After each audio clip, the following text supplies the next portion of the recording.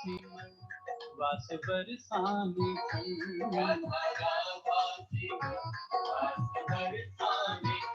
निश्चय होगी तुझ पर लाडली की नजर, निश्चय होगी तुझ पर लाडली की नजर। नाम राधा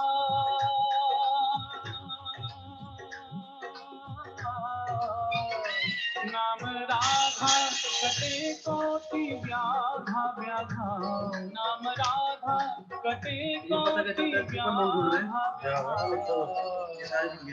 सारे आगे मैं एडमिशन दूंगा तो आ जाएंगे, जाएगा ना तो इधर से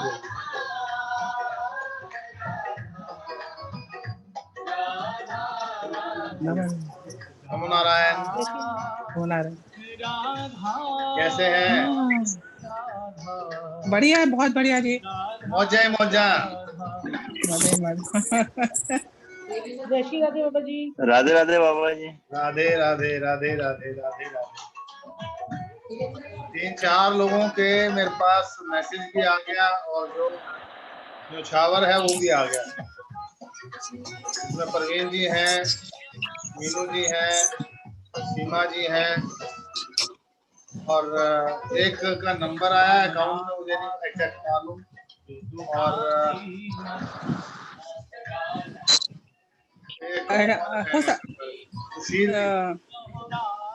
हो सकता है मेरे बेटे ने कर दिया। सीमा जी का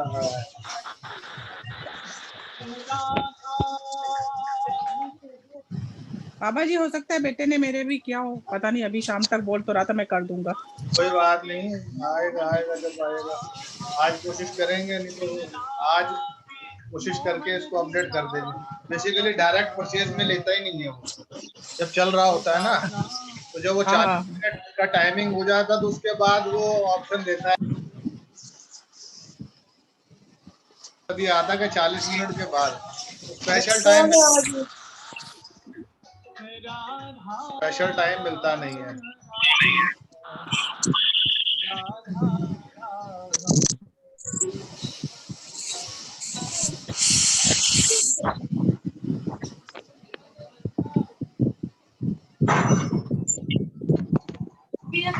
3:10 तक अपना 2-4 मिनट भजन कर लो, ताली बजा लो। उसके बाद अपना अफर्मेशन वाली जो है 14 तक अपने कल सुनी थी, उसको आगे चलेंगे। उसके बाद फिर वो जो कल हमने 20 मिनट किया था ना, नए सिरे से ज्वाइन करके इमीडिएट स्टार्ट कर देंगे, वो 35 मिनट की एग्जैक्ट। ठीक है,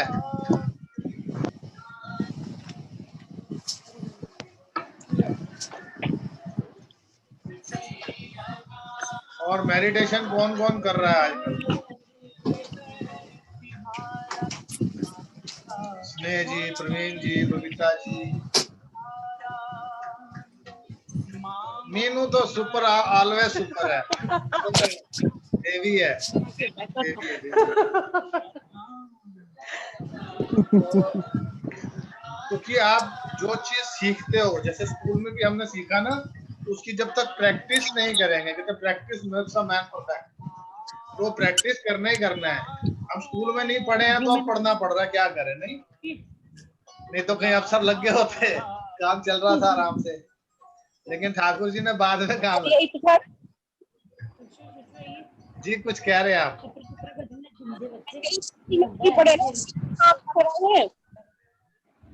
दोबारा कहिए, आपकी आवाज कटी। के बाबा जी स्कूल में पढ़ लिए होते हैं, वो आदत पुरानी पड़ी हुई है सर। ठीक है, जो होता है ना, like that only।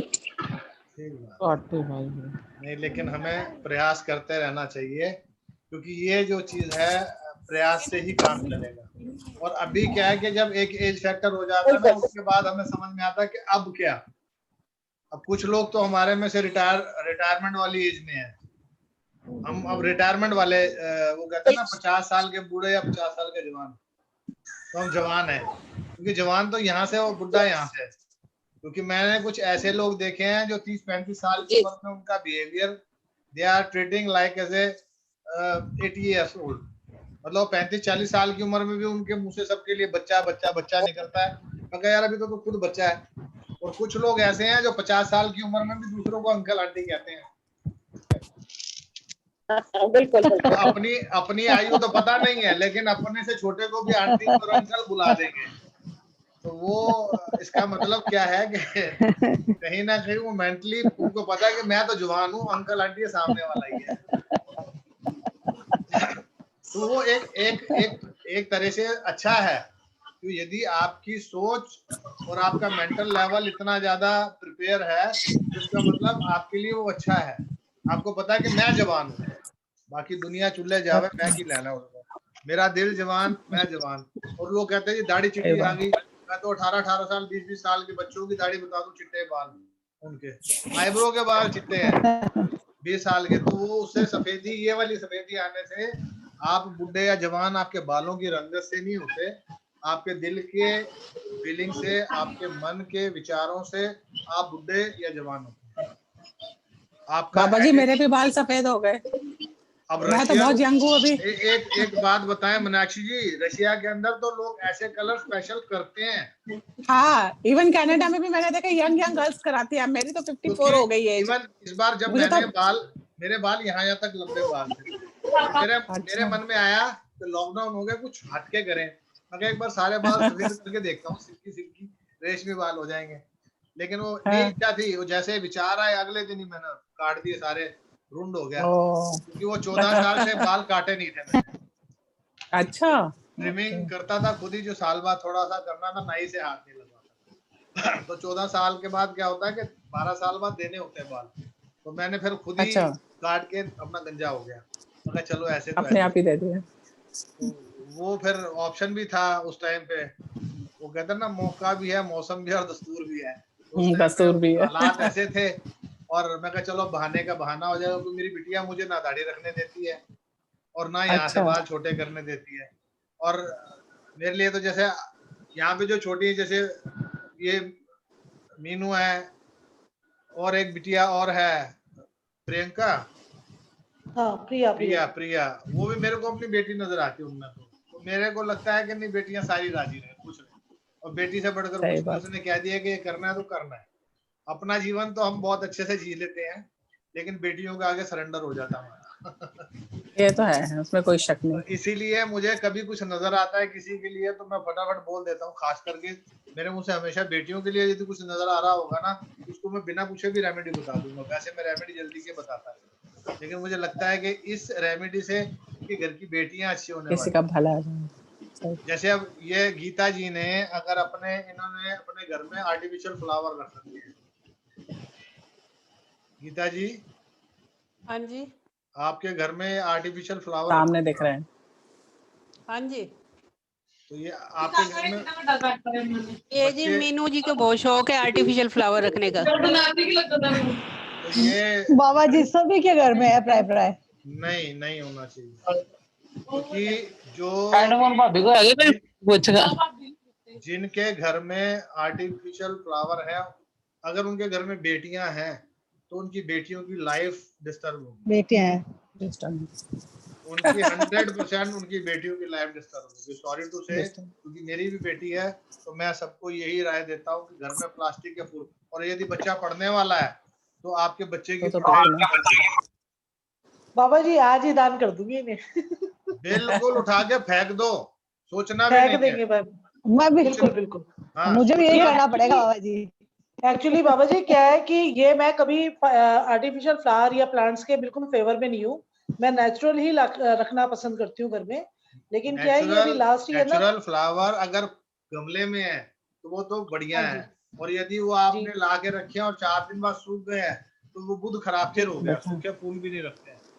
जिसका नहीं, वो काम तो नहीं जैसे चलता दो, ना, उसके लिए हम, जैसे जी मान लो अब मीनू आप भी काम करते हो, बिजनेस एज ए प्रोफेशन हाँ भी जी, करते हो, तो आप जो मंदिर में फूल चढ़ाते हो उस पे जो आजकल ये सैनिटाइजर वाला आ रहा है ना, हाँ जी। तो सैनिटाइज करके फूल चढ़ाना शुरू करो, तो आपका काम अच्छा होना अच्छा शुरू हो जाएगा, फाइनेंस बढ़ना शुरू हो जाएगा। अच्छा बाबा ये जी। छोटी छोटी अच्छा, रेमेडीज हैं, आप सोच भी नहीं सकते हो कितना इफेक्ट। मंदिर में फूल चढ़ा ही रहे हो, उस पर एक स्प्रे तो करना है आपको, कर दो, क्या हाँ दिक्कत जी है। बिल्कुल और जी बासी फूल घर में नहीं रखने हैं, उठाओ रख दो। हमें क्या होता है, बड़ा शौक होता है कि ये हमारे को उसने मेरे जन्मदिन पे दिया था, ये मेरे घर वाले ने मेरे को एनिवर्सरी पे दिया था, ये जब मैं पास हुई थी तब दिया था। संभाल संभाल के ना पुराने 20-20 साल पुराने फूल पत्तियां रखी हुई है संभाल के। तो वो क्या कर रखा है हमने, हमें पता ही नहीं होता कि हमारी बेटी परेशान क्यों होती है। पुराने टाइम में घर में नवार होती थी, नाड़े के गोले, नवार के गोले, चुनिया, ये जो चीजें हैं ये भी घर में ज्यादा नहीं होती, इसको अवॉइड करना चाहिए। क्योंकि आजकल तो वैसे भी रेडीमेड का फैशन आ गया है, तो हम लोगों को चाहिए कि हम लोग ये चीजें घर में ना रख के इसको या तो दे दें या जल प्रवाह कर दें। बहुत सारी चुनियां मिल जाती हैं, जाते हैं जो माता रानी के भक्त हैं, नवरात्रों में जाते हैं मंदिर में, तो माता रानी का नारियल चढ़ाया, चुन्नी वापस लेके आ गए। तो वो चुनियां घर पे नहीं लानी चाहिए। चुन्नी लाने से भी आपका दोनों इफेक्ट होता है। जी बाबा जी। अब हमें बिहारी जी से रोज चुन्नी मिलती है, जब हम जाके लाते हैं तो उनको क्या करें फिर? तो चुन्नी नहीं लो, मना करो, नहीं लेनी। उनकी कृपा प्रसादी लाई हुई है उसका क्या करें? हाँ जी, जो लाई हुई है उसका क्या करें? उसको दे दो ना आगे, जो चुनिया पड़ी है, मतलब लाई दी, बांट दो, दे दो। अभी उसमें भी बहुत सारा लालच है, पता है आपको? जो झंडे वाले मंदिर से या जो पुजारी हैं या जो अपना अच्छा लावा जिन्होंने पकड़ रखा है, उनको चुन्नियां बड़ी मोटी मोटी हैवी वाली चुन्नी मिलती है, तो चुन्नी की वैल्यू भी ठीक ठाक होती है। तो उसमें भी लोगों को लगता है अरे बाबा जी ने कह दी फेंक दो, इतनी महंगी चुन्नी कैसे फेंक दूं, किसको दे दूं? वो ये समस्या है। अब भाई दे दो तो दे दो, ये सोचो मत किसको दे दूं, बाबा जी ने कहा दे दो तो दे दो, कुछ फायदा ही होगा उसमें। बाबा जी अपनी पुरानी चुन्नियां भी नहीं रखनी, नहीं रखनी, हमारे नहीं अपने कपड़ों वाली है, और ठीक है गोटा किनारे वाली जो चुन्नी है आपकी विवाह की, तो एक आधी चुन्नी होगी ना। हाँ जी बस वो रखे रखो, उसके अलावा ज्यादा मत रखो। अच्छा, और ऊन के गोले भी होते हैं, जैसे घर में हम लोग करते हैं अपना नीटिंग वगैरह, तो ऊन के गोले भी होते हैं, वो भी नहीं रखने चाहिए? उनके गोलों की बात मैंने यहाँ नहीं की, मैंने बात किया नवार, नाड़े या वो रस्सियां जो होती है, रस्सी के गोले जो बंधे हुए रखते हैं हम लोग। जी जी जी, वो नहीं रखना है। घर के अंदर जिसके बार बार बल्ब फ्यूज हो जाते हैं, बार बार खराब हो जाना बल्ब, वो भी हमारे घर के अंदर फाइनेंशियल हमारे स्टेटस को खराब कर लेना। कौन बोला जी, ये आवाज किसकी आई? और जब मैं पूछता हूँ तो सब चुप हो जाते, बताया तो करो भाई कौन बोला। वो माई कौन होगा ना बाबा जी, कोई वैसे अपने घर में बोल रहे। बाबा जी, हाँ जी बाबा जी मेरे घर के बल्ब तकरीबन फ्यूज होते हैं बहुत। तो आडी लकी ड्रा निकले आया ना अंजू जी, मैं ये लकी ड्रा को ऐसा करो, मोटा सा अमाउंट, जैसे आज बात हो रही थी, ज्यादा जीरो वाला अमाउंट बाबा जी को भेजो, ठीक करेंगे। सही बोला। और एक चीज और बता दूं, मैंने अभी ग्रुप में एक मैसेज भी आपको भेजा हुआ है, जो साल में बहुत रेयरेस्ट, मेरे को भी ये इन्फॉर्मेशन बहुत रेयर होती है क्योंकि पंचांग हमेशा देखता नहीं हूँ, तो ये किसी दूसरे ग्रुप में ये मैसेज था, उसके अंदर 20-21 तारीख को जो योग बन रहा है बुधवार के दिन पंचमी के, उस दिन हमारे को काल सर्प दोष की पूजा करवाने का जो महत्व एग्जैक्ट जो मैं मानता हूँ कि वो ही दिन होना चाहिए, बुधवार हो, और उस दिन योग भी अच्छा हो, क्योंकि 2 से 3 दिन पहले हम उसके जो जाप शुरू करते हैं, तो द्विपुष्कर योग आ रहा है 18 या 19 को, तो इन दिनों में यदि आप उसका पूजन, जिसके भी मन में अगर संकल्प है कि पूजा करानी है, तो हिम्मत करके अभी करा लो। और एक चीज और बता दूं, काल सर्प दोष की पूजा के लिए अक्सर क्या होता है कि गुल्लक भी तोड़नी पड़ती है, अड़चने इतनी आती हैं कि करोड़पति आदमी के पास भी उस टाइम पे सामर्थ्य नहीं होती कि वो पैसे खर्च के इकट्ठे पैसे पूजा कराए, क्योंकि इसके लिए भी मेरे पास बहुत सारे रिजल्ट आए हैं। मेरी बहन बैठी है ना, ज्योति सचदेवा के नाम से आईडी है, इन्होंने कैमरा बंद कर रखा है, तो इसके बेटे के लिए भी, क्योंकि ये बेसिकली ये योग मेरी नानी की माता जी से आया, और मेरी नानी की 6 बहनें और 1 भाई, मतलब 7 बहन भाई थे, और उन सबके 6-6, 7-7 बच्चे, उन सबके बच्चे जैसे हमारे माता पिता सबके उस टाइम पे 3-3, 4-4 बच्चे आम बात है, जैसे हम 3 बहन भाई हैं, तो वो उनकी लाइफ में डिस्टरबेंस होना वो निश्चित है, उनकी लाइफ में स्टेबिलिटी नहीं आने वाली। और मैं अगर गिनता हूँ अपनी फैमिली को देखता हूँ, अपनी नानी के फैमिली से देखता हूँ, तो उसमें 200-250 लोगों को आंख बंद करके 200-250 आदमी का परिवार मेरे को नजर आता है, और वो 200-250 आदमी में से मेरे को एक भी जिसने पूजा नहीं करवाई है वो सुखी नहीं है। और ऐसे ऐसे रिश्तेदारी में परिवार हैं कि अपनी बेटियां 1.5 करोड़ रुपए की शादी करी और 8 महीने में बेटी घर वापस आ गई। उनकी और बड़ी बहन मेरी रिश्ते में मौसी लगी, मतलब मेरी मम्मी की मौसी की बेटी, वो मेरे पास आई। मैंने कहा जी 70 से 80 हजार रुपए आपका पूजा का खर्चा आएगा, ये तो बहुत ज्यादा है। मैं कहा ये आपके लिए है, नहीं तो 1.5 से 2 लाख रुपए का खर्चा था अगर कोई जजमान होता। आप है वो, इसलिए मैं आगे पंडितों को बोलूंगा थोड़ा टाइट, और आपने मेरे को कुछ नहीं देना, डायरेक्ट पंडितों को दे। नहीं ये तो बहुत महंगे हैं। उन्होंने बेटी का रोका नहीं हो रहा था, रोका कर दिया कहीं पर, 1.5 लाख रुपया रोके पे लगा दिया। हफ्ते बाद रोका टूट गया। मतलब वो 1.5 लाख रुपया वहां खराब कर सकते हैं, पूजा पे पैसे नहीं लगते। मैं अपने दोस्त के दुकान की मुहूर्त पे गया, वहां पर एक लाला जी बैठे हुए और उनकी 10 उंगलियां हैं ना तो 12 अंगूठियां हाथों में। मतलब कुछ लोगों को शौक होता है ना गोल्ड पहनने का, मतलब एक एक उंगली में 2-2 अंगूठियां पूछ रखी, 4-4 5-5 संगल पहन रखे, और बातें बड़ी बड़ी, हम तो इतने की दारू पी जाते हैं, ये कर जाते हैं। तो ऐसी कोई बात चली तो मेरे को उसको कुछ सिम्टम्स नहीं नजर आए, तो ऐसे बस, हालांकि मैं बोलता नहीं हूँ, तो मैंने अपने दोस्त को बोल दिया, मैं कहा यार इसका ना टाइम अच्छा नहीं है, इसके काल सर्प दोष है। तो उसने पूछा दोस्त से क्या क्या बोले, तो बोला ऐसे ऐसे बोल रहे हैं बाबा जी कि तेरे काल सर्प। अरे कुछ नहीं होता, बेकार की बात है। मैं कहा भाई साहब मैंने तो आपको कुछ कहा ही नहीं है, मैं आपसे कुछ बोला ही नहीं है, कुछ नहीं है आपको, आप सब बहुत बढ़िया आपका, आप टेंशन मत लो। और 4 से 6 महीने में ढूंढता ढूंढता आ गया, जो गोल्ड में लदा हुआ था चप्पल में पजामे में मेरे घर में आ गया। सवेरे सवेरे मेरे दोस्त से मेरा एड्रेस पूछा, पहुंच के आ गया, पहुंच गया। कहता जी आपने कुछ बोला था, हालांकि पहचान लिया था मैंने, लेकिन मैंने इग्नोर किया कि मैंने नहीं पहचाना। मैं कहा जी आप कौन? जी मैं वहां पे उनके यहाँ मिला था। मैं कहा जी अच्छा मिले होंगे तो बताइए, आइए बैठिए चाय पानी पी। नहीं आपने गुरु जी आपने कुछ बोला था। मैं कहा बोला होगा जी, मैं क्या बोलूं। नहीं आपने बोला था कि काल सर्प का पूजा कराना पड़ेगा, और भी कोई दोष है उसकी पूजा करा लो। तो मैं कहा जी करा लो फिर। कह रहे जी तो आप ही करवाओगे। मैं कहा जी मैं तो नहीं करवा सकता आपकी पूजा, मैं कैसे करवा दूं। मैं कहा आप वही हो ना जो आप कहते थे कुछ नहीं होता, बकवास है, ये सब बातें ढूंढ है।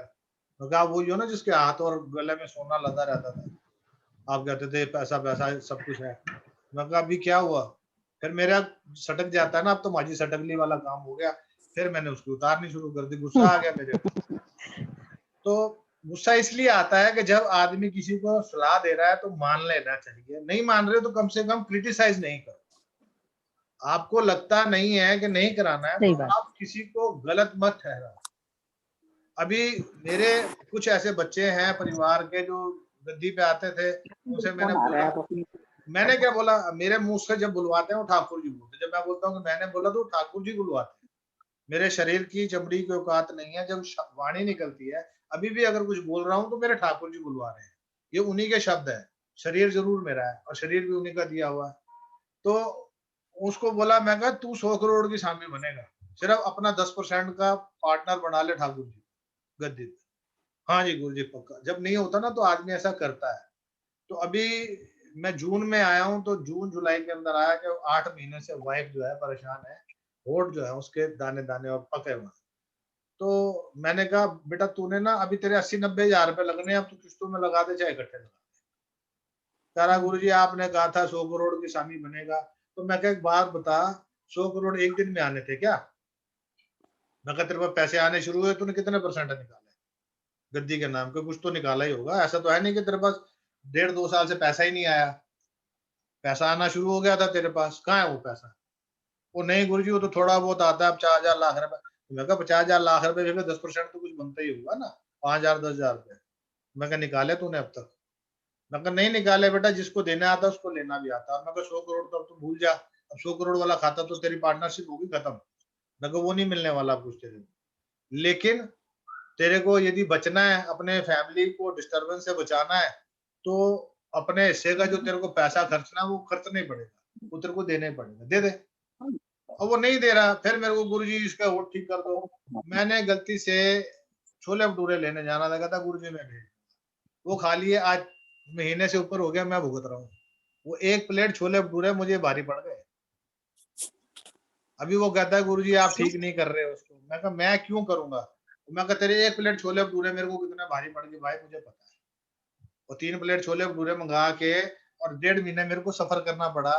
और ये तो अभी पूजा पाठ करता हूँ, बचा हुआ हूँ, तो ये समझ रहा हूँ मैं कि उसके साथ क्या बीत रहा है। तंत्र का प्रभाव उसकी सगी माँ अपनी बहू पे करती है, सास बहू पे करती है, उसी घर में रहती है, तो उसका तोड़ कौन निकालेगा? जब एक ही घर के अंदर ही सुबह लेके शाम तक तंत्र होगा, उसका तोड़ कौन निकालेगा? भाई मैं किसी चीज को काटूं और आपकी माँ फिर आप पे कर दे, माँ तो उसी घर में रह रही है, तो कब तक होगा ना? चौकीदारी वाला काम तो कर नहीं सकता मैं। आप खुद कुछ करना नहीं चाहते, आपको मंत्र दे दिया करो, मंत्र नहीं करना। अब उस व्यक्ति को बोला, मैं कहा तू पूजा करा ले, 30,000 रुपए तेरे लगेंगे कम से कम। कह रहे जी 3 रुपए नहीं है जेब में। मैं कहा 20-21,000 रुपए तो तेरा कम से कम लगना ही लगना है। कह रहा जी मैं तो अब क्या बोलूं, मेरे पास तो 20 रुपए नहीं है खुले। मैं कहा नहीं है तो भाई, अब तू कह रहा था ना मैं तो रोज की हजारों रुपए की दारू पिला देता हूँ, 20 लोग बैठ के पीते हैं। मैं कहा अपने 20 लोगों की लिस्ट बना, जिनसे 1,000 रुपए दस्ती मांग, तो मेरे को 1,000 रुपए उधारी दे दो। और मैं कहा 1,000 भी उससे मांगना जो तेरे से ये ना पूछे 1,000 रुपए देते वक्त के कब वापस देगा या किस लिए चाहिए। उसने तेरे से ये पूछ लिया तो फिर वो तेरा दोस्त नहीं है, जो 1,000 रुपए की औकात नहीं रखता, जो तेरे साथ बैठ के शराब पी रहा है रोज की, और वो यदि 1,000 रुपए देने में तेरे को 4 बार सवाल पूछ रहा है, तो इसका मतलब वो तेरा दोस्त नहीं है, वेल विशर नहीं है। अब वो घर गया, जाके बच्चों की गुल्लक तोड़ी, 3-3,500 रुपए उसमें से निकले। मेरे को तीसरे दिन फोन करके कहता गुरुजी पैसे हो गए। मैं कहा अभी तो तू कह रहा था 20 रुपए नहीं है, 3 दिन में तेरे पास 20,000 इकट्ठा होगा। कह रहा गुरुजी झूठ नहीं बोलूंगा, 2-3 जगह से कमीशन आने थी। कहता रात चलते लोगों ने रोक रोक के मुझे, ये तेरे 5,000 रुपए कमीशन के, ये तेरे 7,000 रुपए कमीशन के। कह रहा 4-5 लोगों से पैसे मांगे, मैंने 1,000 रुपए मांगे, उन्होंने 5,000 रुपए पकड़ा दिया। कह रहा जी पैसे इकट्ठे हो गए, कब चलना है?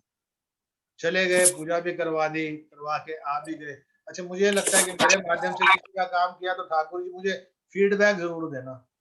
और 6-8 महीने मुझे उसने नहीं बताया, बस मैंने उसे एक ही चीज बोली थी, बेईमानी की कमाई मत खिलाइयो, ना गलत काम करियो, तो तेरा सब अच्छा होगा।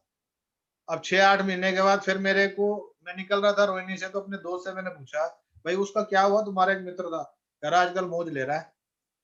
उस टाइम पे 90s की बात है, रोहिणी के अंदर प्रॉपर्टी का काम बड़ा बूस्ट हुआ था। एक बार तो बहुत डाउनफॉल आया था, उसके बाद रोहिणी के अंदर बहुत एकदम मार्केट में ना फाइनेंसर बहुत घुसा। तो वो 7-8 महीने के अंदर फिर वो मेरे पास, मैंने उसे बोला कि उसको बोलना एक बार मेरे से मिले तो सही, आके मुझे बताए क्या रिपोर्ट है। वो आया, 5 तोले की ठाकुर जी को चेन डाल के गया, डायमंड का पेंडेंट डाल के गया, चांदी की पाजेबें डाल के गया, मेरे को जो सेवा देनी थी वो भी दी, और फिर वही सोने से लदा हुआ। मतलब 8 महीने 10 महीने के अंदर ऐसा क्या खेल खेल गया।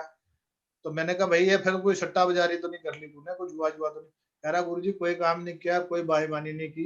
कहता है जी प्रॉपर्टी का काम करता हूँ, फाइल मेरे पास होती है, फाइल को फाइल घुमाता हूँ, एक ही फाइल को 10-10 डीलरों में बेचता हूँ, एक दिन में एक ही सौदे को 10 बार बेचता हूँ, तो 10 जगह से मेरे को तो कमीशन आती है, कोई 2,000 को 5,000 को 10,000।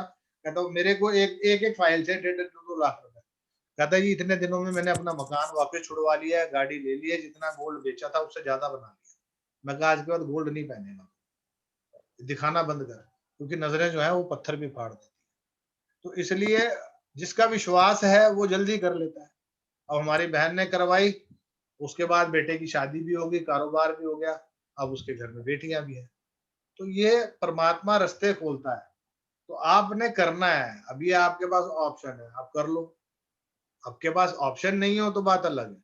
अब आप कहो जी नहीं, ऊपर वाले मेरे पास आके बोलेंगे हाँ भाई चल, वे ठाकुर जी आएंगे मेरे को बोलेंगे तब करूंगा, तो फिर तो वो घंटी बजने वाली नहीं है, क्योंकि ठाकुर जी ने किसी के मुख से बुलवाना।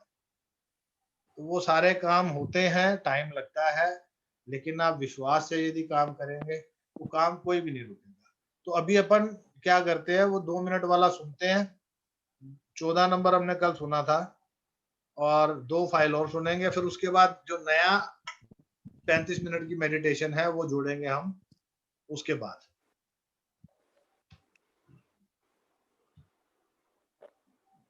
पांचों इंद्रियों का शार्पनिंग।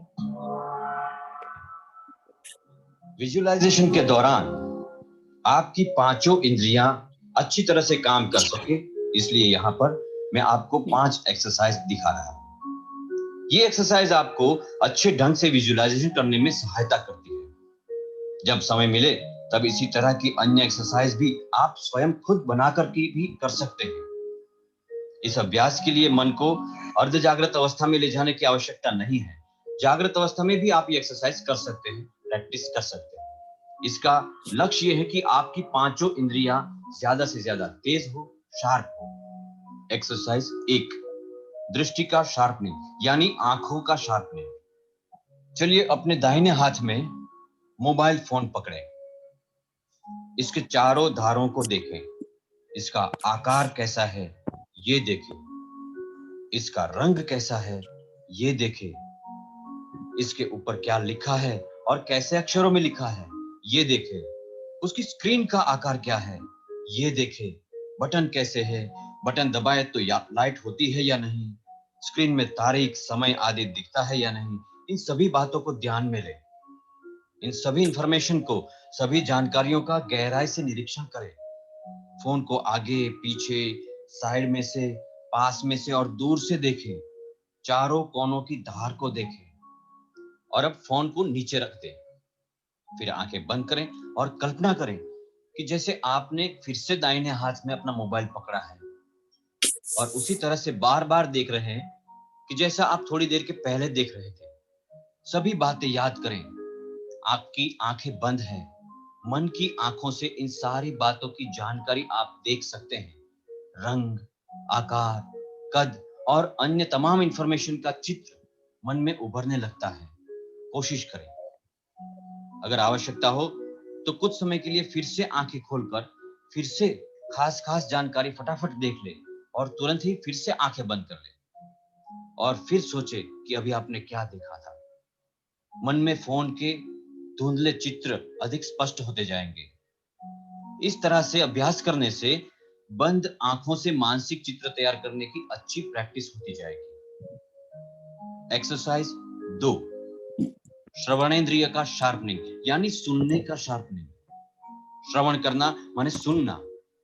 यह अभ्यास सुनने की क्षमता को और अधिक तेज करने के लिए है। आंखें बंद करिए और याद करिए कि अभी आखिर में आपने किसके साथ बात की थी। वो व्यक्ति आपसे क्या कह रहा था, उसके शब्द क्या थे, उसकी आवाज कैसी थी। थोड़ा प्रयत्न करोगे तो ये शब्द और उसी आवाज को आप फिर से याद कर पाओगे। ऐसा लगता है मानो यह व्यक्ति फिर से बोल रहा हो सकता है कि उसकी आवाज स्पष्ट रूप से आपको सुनाई ना दे,